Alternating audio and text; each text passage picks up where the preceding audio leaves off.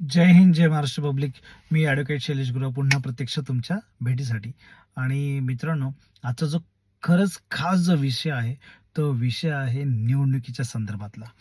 आता पुणे महानगरपालिकेच्या, त्यानंतर जिल्हा परिषद, पंचायत समिती आणि नगराध्यक्ष पदाच्या ह्या सगळ्यात मोठ्या ह्या निवडणुका आता होऊ घातलेल्या आहेत.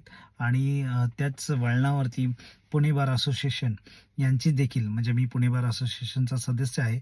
या वकिलांची जी संघटना आहे तिचं देखील निवडणुका आता ह्या मध्ये डिक्लेअर झालेल्या आहेत आणि त्या जानेवारीमध्ये होतील.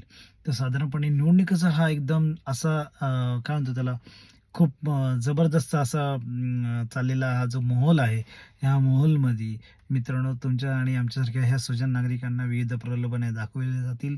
त्यामध्ये सगळ्यात प्रामुख्याने म्हणजे तुम्हाला काय, की यात्रा असू दे, देवदर्शन असू दे, कुठं बाहेर फिरायला जाणे असू दे, किंवा अनेक डॉक्टरांचे शिबिर असू दे, अशा काही संकल्पना नवनवोदित उमेदवार आणतात आणि त्या संकल्पनेच्या माध्यमातून आपल्याला प्रभावी करण्याचा, आपल्याला प्रेरणा देण्याचं, आपल्याला त्यांच्याकडे आकर्षित करण्याचं एक त्यांचं काम असतं.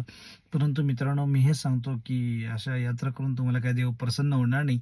सगळ्यात महत्त्वाचं आहे की तुम्ही अशा कुठल्याही मार्गाला न जाता एक सक्षम आणि चांगला, जो खरंच समाजाच्या आणि समाजाच्या हिताने खरं तो चांगला असेल, अशा उमेदवाराला तुम्ही निवडून द्या. पैशाने तो बळकट नसेल, परंतु बुद्धीने आणि त्याच्या कामाच्या चातुर्याने तो खरंच समाजाचा विकास घडवून आणू शकेल. अशा तळागाळातला जरी उमेदवार असेल आणि त्याच्याकडे पैशाची जरी कमतरता असेल, तरी अशाच उमेदवाराला तुम्ही निवडून द्या. आणि दुसरं महत्त्वाचं, की माझ्या सगळ्या प्रिय वकील बांधवांना हेच सांगायचं आहे, की वकिलीमध्ये पण अशा अनेक पार्ट्या चालतात.